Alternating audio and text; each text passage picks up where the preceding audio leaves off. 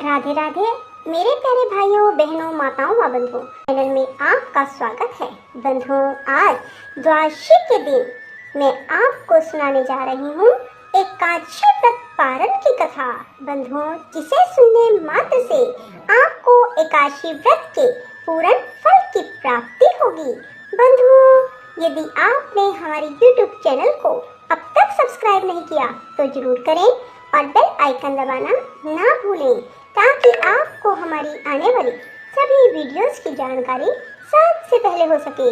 बंधुओं, वीडियो को पूरी सुनने के बाद कमेंट बॉक्स में जय तुलसी माँ जरूर लिखें। बोलो तुलसी माता की जय हो। हमने आपके मुख से तुलसी के पत्र और पुष्प का शुभ महात्म सुना, जो भगवान विष्णु को बहुत ही प्रिय है। अब हम आपसे तुलसी की पुण्य में कथा को सुनना चाहते हैं। व्यास जी बोले, ब्राह्मणों, पहले स्कंद पुराण में मैं जो कुछ बतला आया हूँ वही यहाँ भी कहता हूँ। शतानंद मुनि के शिष्य कठोर व्रत का पालन करने वाले थे।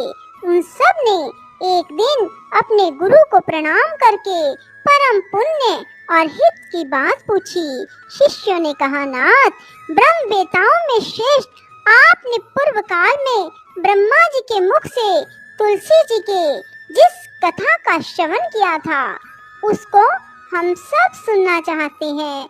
शतानंद जी बोले, शिष्यगण, तुलसी जी का नाम उच्चारण करने पर ही असुरों का दर्प दलन करने वाले भगवान श्री विष्णु प्रसन्न हो जाते हैं।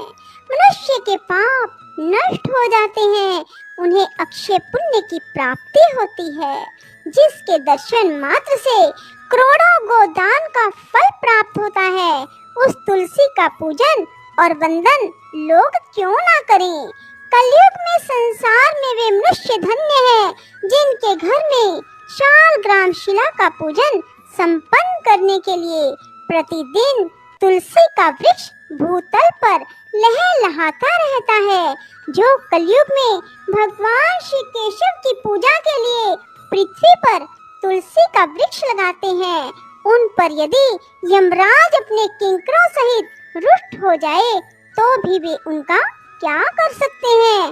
तुलसी, तुम अमृत से उत्पन्न हुई हो और केशव को सदा ही प्रिय हो। कल्याणी, मैं भगवान की पूजा के लिए तुम्हारे पत्तों को चुनता हूँ। तुम मेरे लिए वरदायिनी बनो। तुम्हारे श्री अंगों से उत्पन्न होने वाले पत्रों और मंजरियों द्वारा मैं सदा ही जिस प्रकार श्री हरि का पूजन कर सकूं वैसा उपाय करो। पवित्र अंगी तुलसी, तुम कलिमल का नाश करने वाली हो। इस भाव के मंत्रों से जो तुलसी दलों को चुनकर उनसे भगवान वासुदेव का पूजन करता है, उसकी पूजा का करोड़ों गुना फल प्राप्त होता है। देवेश्वरी, बड़े बड़े देवता भी तुम्हारे प्रभाव का गायन करते हैं। मुनि, सिद्ध, गंधर्व, पाताल निवासी, साक्षात नागराज, शेष, संपूर्ण देवता भी तुम्हारे प्रभाव को नहीं जानते। केवल भगवान विष्णु ही तुम्हारी महिमा को पूर्ण रूप से जानते हैं। जिस समय क्षीर समुद्र के मंथन का उद्योग प्रारंभ हुआ था, उस समय श्री विष्णु के आनंद अंश से तुम्हारा प्रादुर्भाव हुआ था। पूर्व काल में श्री हरि ने तुम्हें अपने मस्तक पर धारण किया। देवी, उस समय श्री विष्णु के शरीर का संपर्क पाकर तुम परम पवित्र हो गई। तुलसी, मैं तुम्हें प्रणाम करता हूँ। तुम्हारे श्री अंग से उत्पन्न पत्रों द्वारा जिस प्रकार श्री हरि की पूजा कर सकूं, ऐसी कृपा करो जिससे मैं निर्विघ्नता पूर्वक परम गति को प्राप्त हूँ। साक्षात श्री कृष्ण ने तुम्हें गोमती तट पर लगाया और बढ़ाया था। वृंदावन में विचरते समय उन्होंने संपूर्ण जगत और गोपियों के हित के लिए तुलसी का सेवन किया। जगत प्रिया तुलसी, पूर्व काल में वशिष्ठ जी के कथन अनुसार श्री रामचंद्र जी ने राक्षसों का वध करने के उद्देश्य से सरयू के तट पर तुम्हें लगाया था। तुलसी देवी, मैं तुम्हें प्रणाम करता हूँ। श्री रामचंद्र जी से वियोग हो जाने पर अशोक वाटिका में रहते हुए जनक किशोरी सीता ने तुम्हारा ही ध्यान किया था, जिससे उन्हें पुनः अपने प्रियतम का समागम प्राप्त हुआ। पूर्व काल में हिमालय पर्वत पर भगवान शंकर की प्राप्ति के लिए पार्वती देवी ने तुम्हें लगाया और अपनी अभीष्ट सिद्धि के लिए तुम्हारा सेवन किया। तुलसी देवी, मैं तुम्हें नमस्कार करता हूँ। संपूर्ण दिवंगनाओं और किन्नरों ने भी दुःस्वप्न का नाश करने के लिए नंदनवन में तुम्हारा सेवन किया था। देवी, तुम्हें मेरा नमस्कार है। धर्म अरण्य गया में साक्षात पितरों ने तुलसी का सेवन किया।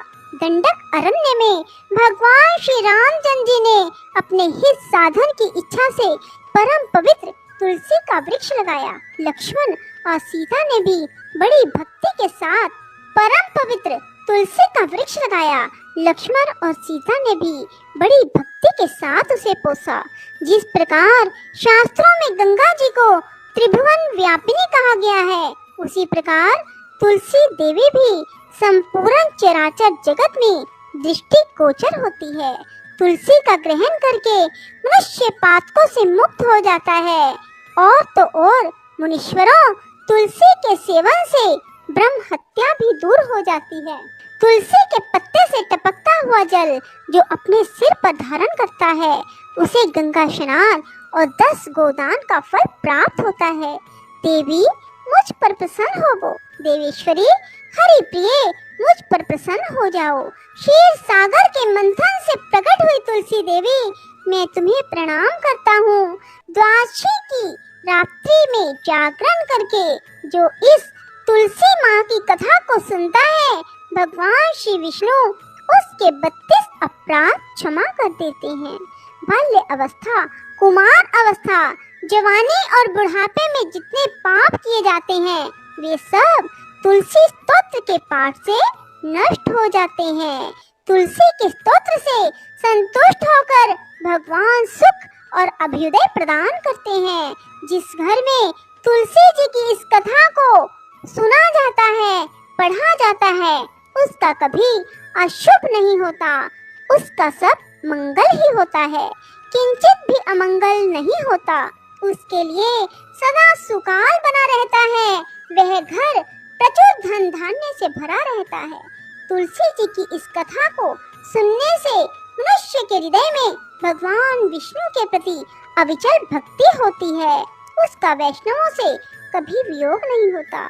इतना ही नहीं, उसकी बुद्धि कभी अधर्म में प्रवृत्त नहीं होती।